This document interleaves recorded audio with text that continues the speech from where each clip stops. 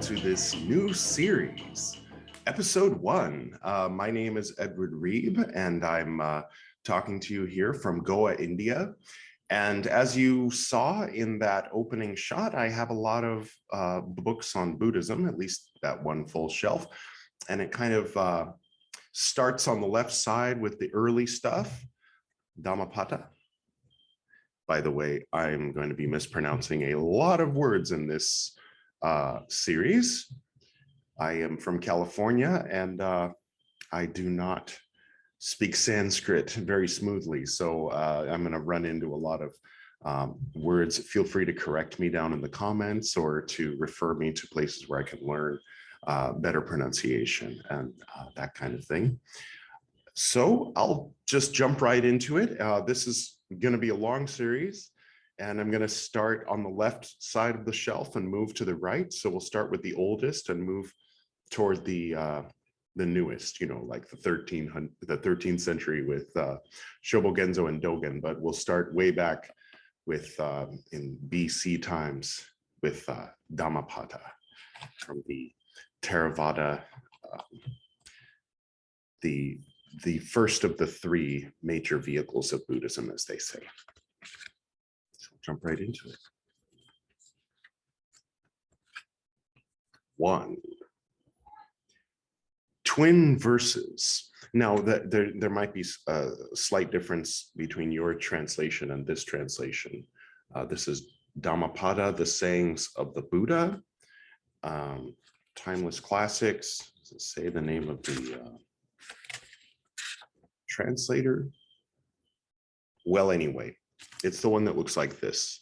So the chapter titles and such might be a little different in another translation. Okay, I'll get to it. 1. Twin verses. We are a product of our thoughts. Our being is based on our thoughts. It is made up of our thoughts. Pain follows those who speak or act with an evil thought, as naturally as the wheel follows the ox that draws the carriage. We are a product of our thoughts. Our being is based on our thoughts. It is made up of our thoughts. Happiness follows those who speak or act with a pure thought, as steadfastly as a shadow, forever by your side. He abused me, he beat me, he defeated me, he robbed me. Discard such thoughts, and peace will flourish within you. Pause. I realize that in a modern psychological context that this is kind of oversimplified. I mean, I don't mean to pick on the Buddha. He was talking 2,600 years ago, and this was probably the first time someone had come up with advice like this. Maybe not, but anyway, for those of you who are, you know, kind of like feeling like, what? You know, you want me to, you're just saying like, take all this trauma and just ignore it. No, process it, journal, talk to friends, talk to professional, if need be. Medication sometimes helps with severe cases. I'm just going to read you this. I'm not saying this. I'm reading this. I'm seeing what we can glean from it. So I'll just keep on going. I know some people complain when guru types are just like, oh, stress and frustration is all in your head. Work doesn't give you stress. It's you and your state of mind. No, Sadhguru. It's the fucking system, you know, like get with the program. Anyway, never in this world has hatred quelled hatred, except for that one time. Okay. Just kidding. Only love can quell hatred. This is the eternal truth. There are those who do not understand that we all must die one day. Those who understand this end their quarrels. Those who live for pleasures alone, with senses uncontrolled, immoderate in food, idle and slothful, are certain to be overthrown by temptation. Just as the wind tears down a weak tree. Those who renounce pleasures with senses under control, moderate in food, faithful and strong, will never be overthrown by temptation, just as the wind will never tear down a rocky mountain. He who wears the yellow dress without having cleansed himself from sin lacks restraint and truthfulness and is unworthy of the yellow dress. It's more maroon. He who has cleansed himself from sin is blessed with all virtues and possesses restraint and truthfulness, is indeed worthy of the yellow dress. They who see the truth in the untrue and see the untruth in the true wander the misguided path and never arrive at the truth. Wow, he was writing 2,600 years ago, not yesterday. They who recognize the truth in the true and who see the untruth in the untrue travel the righteous path and arrive at the truth. Just as rain breaks through an ill-thatched house, so does passion break through an unreflecting mind. Just as rain cannot break through a well-thatched house, so does passion fail to enter a well-reflecting mind. The evildoer mourns in this world and he mourns in the next. He mourns in both. He mourns and suffers when he sees the evil that he has carried out. The virtuous man delights in this world and he delights in the next. He delights in both. He delights and rejoices when he sees that the good that he has carried out. The evildoer suffers in this world and he suffers in the next. He suffers in both. He suffers when he thinks of all the evil he has done. He suffers more when he passes on to realms of misery. The virtuous man is happy in this world and he is happy in the next. He is happy in both. He is happy when he thinks of all the good he has done. He is still more happy when he passes on to the realms of bliss. He who recites the holy teachings but practices them not is like the cowherd who counts the cows of others. He will go through the actions but never receive the fruits of blessing. He who rarely recites the holy teachings but practices them earnestly, forsaking passion, hatred, and illusions, and possesses true knowledge and serenity of mind, caring for nothing in this world or the other, receives indeed the fruits of blessing.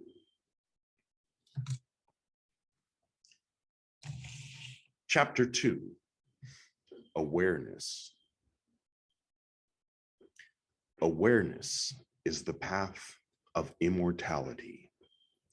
Obliviousness is the path of death. The aware do not die. The oblivious are as if dead already. The wise recognize the importance of awareness. They delight in it and enjoy the realm of the awakened. The wise meditate steadfastly and assiduously, and they alone will attain nirvana. There is no way under the Father. Never mind. Achieving the incomparable freedom from bondage. He who is heedful and diligent, whose deeds are pure, who acts with consideration and restraint, and follows the teachings earnestly, will bask in glory.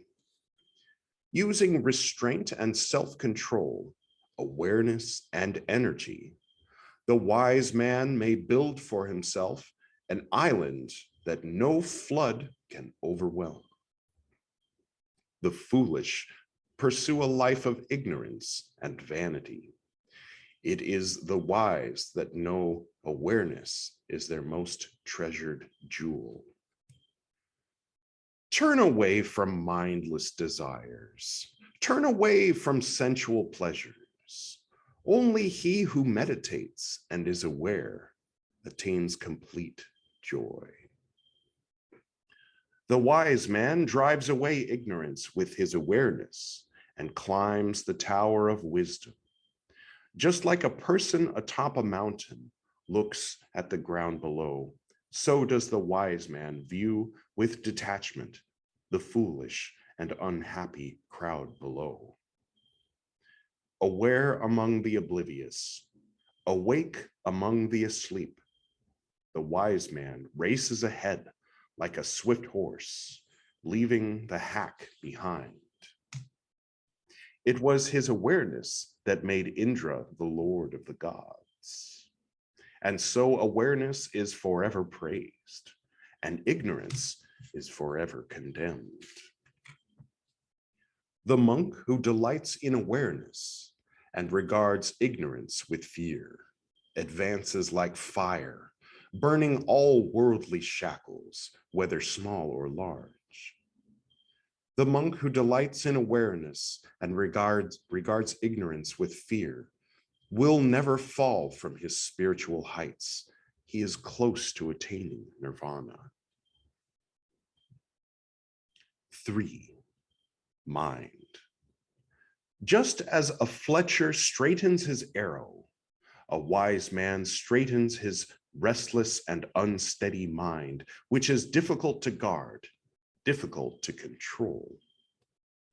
Just as a fish quivers and twitches when taken from its watery home and thrown on land, so does this mind toss and waver when attempting to escape the realm of Mara. It is good to tame the mind, yet so difficult to control it. As flighty as it is, rushing wherever it wants, wherever it wishes, but once tamed, it brings much happiness.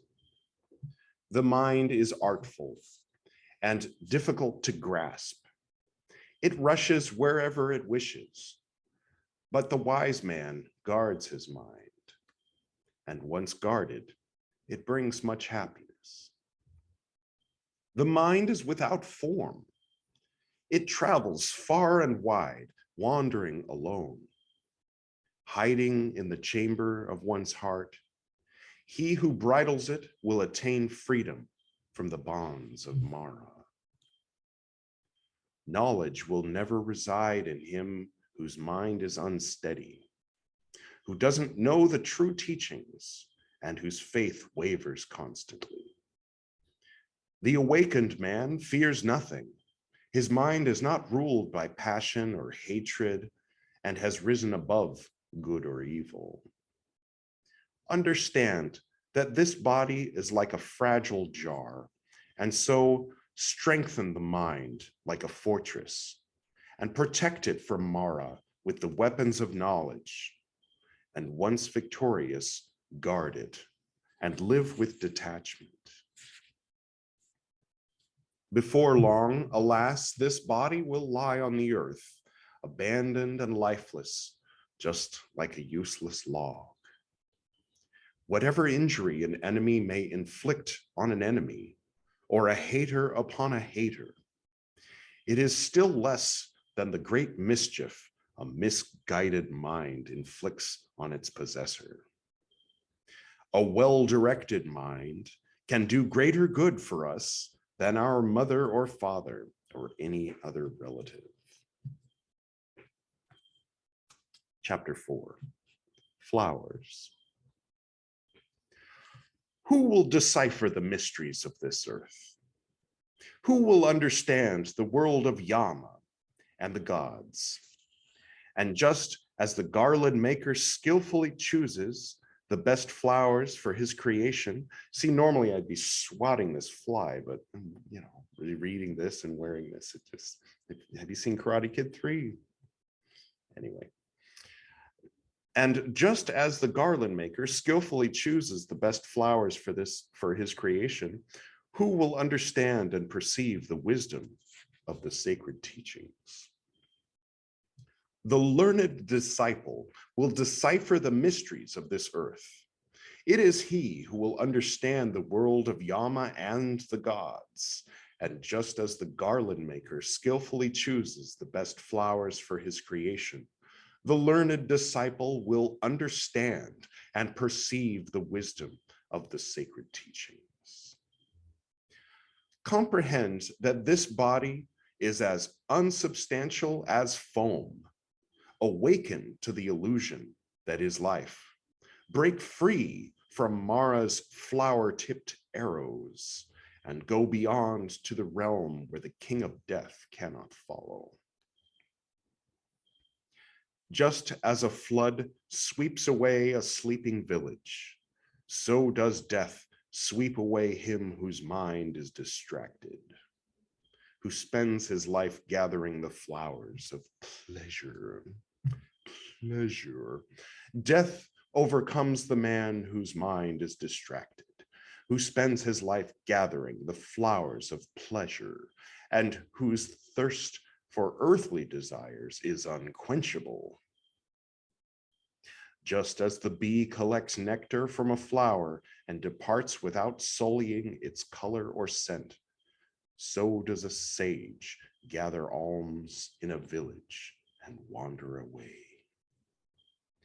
Do not concern yourself with the shortcomings of others or with what they have done or left undone. Concentrate on what you have done and what remains to be done. Just like a beautiful flower full of color is wasted without its scent, so are the fine words spoken by him who does not act accordingly deemed hollow. Just like a beautiful flower full of color is enriched with its fragrance, so are the fine words of him spoken by him who acts accordingly deemed valuable. Just as many garlands can be strung together from a heap of flowers, so should a mortal string together as many good deeds as possible once he is born. The fragrance of flowers can never travel against the wind. No, not even the scent of sandalwood, tagara, or jasmine. But the fragrance of a virtuous man spreads in all directions. His goodness pervades every place. Sweeter than the fragrance of sandalwood, tagara, lotus, and jasmine is the fragrance of virtue. Slight is the fragrance of tagara and sandalwood, but the fragrance of the virtuous travels far, rising up to meet the gods in heaven. Mara can never follow those who live a virtuous life, filled with awareness and emancipated by true knowledge. On a heap of rubbish cast upon the highway, the lotus blooms, full of sweet perfume and delight. Similarly, among the heap of rubbish made of foolish people who walk in darkness, the disciple of the truly enlightened Buddha shines bright in his knowledge. Chapter 5, The Fool. Long is the night for the sleepless. Long is the distance for the tired. And long is this life for the foolish who are ignorant of the supreme truth, the Dhamma in Dhammapada.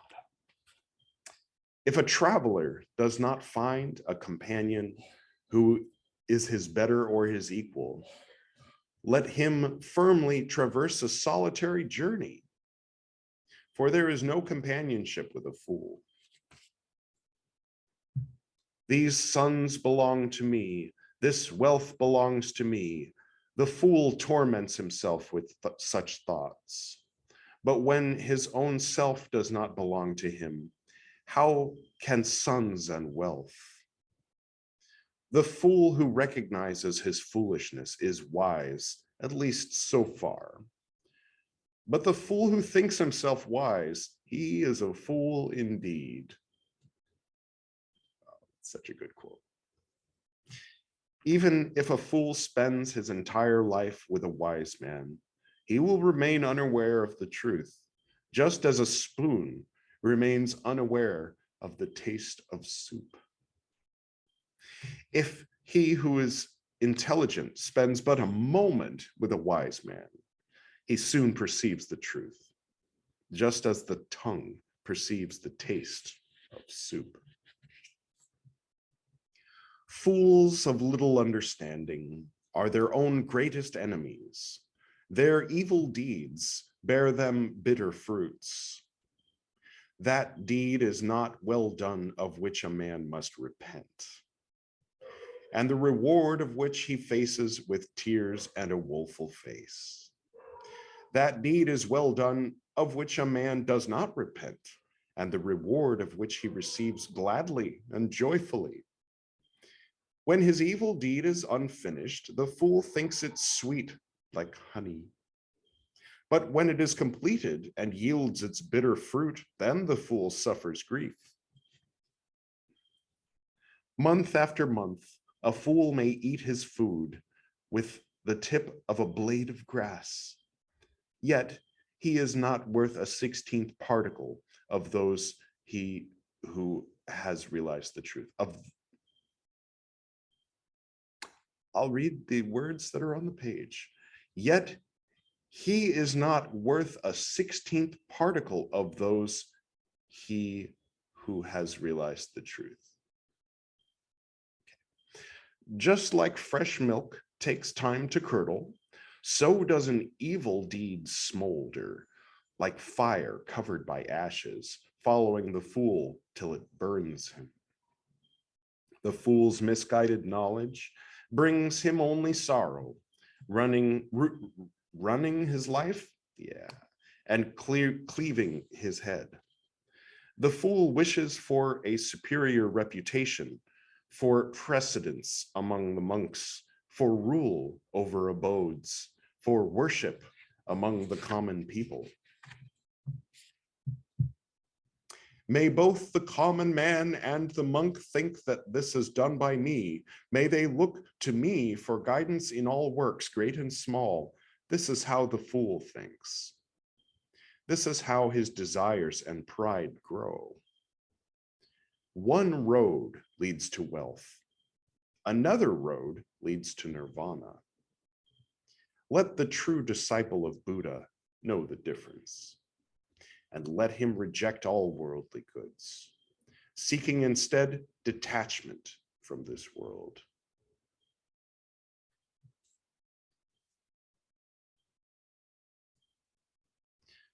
Chapter 6, the wise man, or Pandita. If you meet a wise man who tells you where you have gone wrong and administers reproof, be sure to follow him as he reveals where the true treasure lies. The company of such a man will always make your life better, never worse.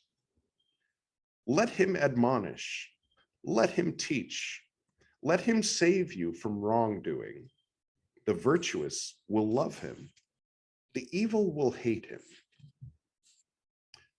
Do not keep company with mischievous or evil friends. Avoid the company of those who are wicked. Seek the friendship of those who are noble and virtuous. Drink deeply the supreme truth and live happily with a serene mind. The wise man always rejoices in the Dhamma, as preached by the noble one. Just as irrigators direct the flow of water, fletchers shape the arrow, and carpenters sculpt a log of wood, the wise control their mind. Just as a large boulder is not moved by the wind, the wise man remains unmoved amidst either blame or praise. Once awakened to the true teachings, the wise man becomes as serene and tranquil as the deep, undisturbed lake. He who is good renounces everything. He who is at peace does not talk or long for worldly pleasures. The wise man remains calm and detached. Whether touched by happiness or sorrow, he is neither overjoyed nor miserable. If, whether for his own sake or for the sake of others, a man wishes neither for a son, nor for wealth, nor for lands, and if he does not crave success by unfair means, then he is good, wise, and virtuous. Few among the multitude are those who are able to cross over to the other shore. Most only run up and down the shore, unable to break free from the shackles of this world. But those who follow the true teachings of Dhamma will cross over the dominion of death, however difficult it may be to overcome. Let the wise man abandon the dark path of everyday life and embark on a journey along the enlightened path of the ascetic. Let him leave behind his home, let him leave his home and all that is familiar and enter a state of homelessness, where he discovers the joys of detachment. Let the wise man seek delight in renouncing everything. Let him leave all pleasures behind, and calling nothing his own, the wise man should cleanse himself of all the sins that trouble the mind. Those whose minds have awakened to the principles of knowledge, who, without clinging to anything, rejoice in freedom from attachment, whose appetites have been conquered, and who are filled with light, have attained nirvana in this world itself. I'll close with that for today. Yeah, just getting started with the first small book. The future books are, this is going to be a long series. I do want to stick with it. I might have a long gray beard by the time I get to the end of this series. The music that you heard in the beginning, and which you'll hear in just a second, is a recital of the Heart Sutra in Japanese with drums. I'll put a link here if you want to hear the whole thing, and special thanks to them for, making this series sound good in the beginning and the end. And we'll pick up next time with the next page of the Dhammapada. And blessings to you, as my dad and I used to say after our morning meditation, to the north and to the south, to the east and to the west, to the spirits of light among us and to the spirits below, we send out our reverent love and compassion. May all beings be happy. May all beings be serene. May all beings be in peace.